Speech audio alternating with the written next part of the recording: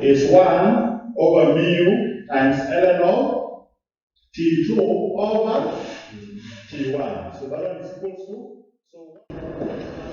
the formula T2 is equals to T1 exponential mu theta is used in connection with the bent drives, where T1 and T2 are tensions, mu is the coefficient of friction, and theta is the angle of the lap in radians. Determine the angle of lap in degrees when T1 is 8 Newton, T2 is 14 Newton, and mu is 0.4.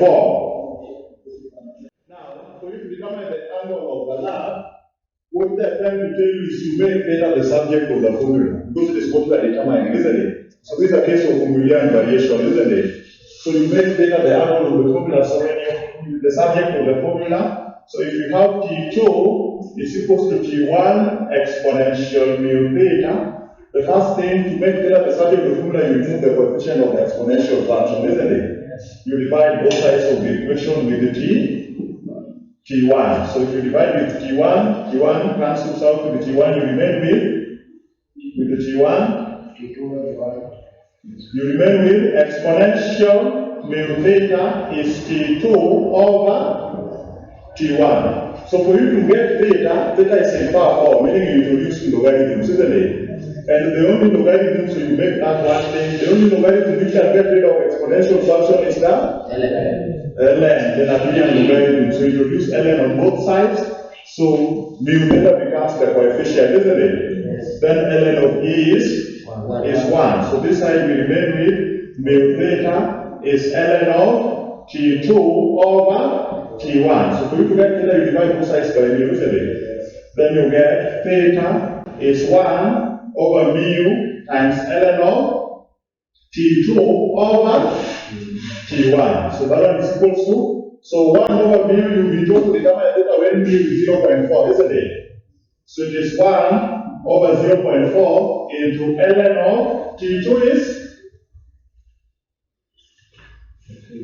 14 over T1 is 8. So what do you make with the value of theta? 1 over 0.4, ln of 14 over 8, you found?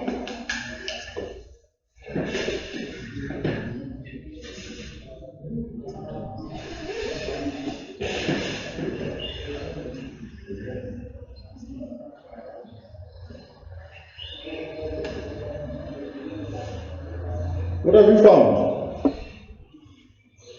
1.4.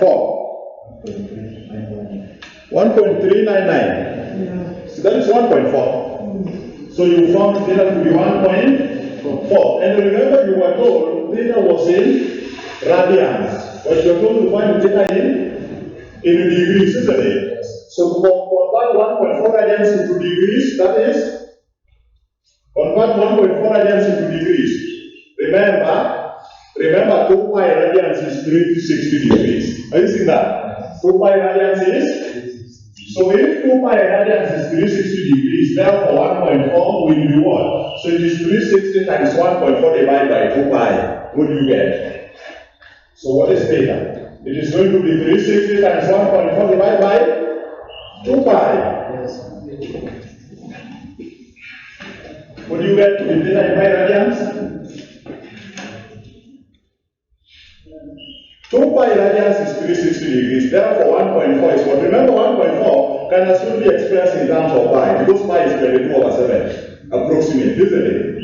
So you say if 22 over 7 is pi, therefore 1.4 is what? You express it in terms of pi radians, but there's no need of doing that, isn't it? You just say 2 pi radians is 360 degrees, therefore 1.4 is what? It's like the eliminated pi in it, isn't it? What have you found? 1.4 times 360 divided by 2 pi? 80.2. You are saying 250, you are saying 80.2. Just coming here and saying 1.4 times 360 divided by 2 pi. 80.2. That is the answer. 80.2 degrees. So you converted theta from pi radians into degrees. 80.2 degrees. So that is how to handle such cases. That is a case of Formulae variation in algebra, isn't it?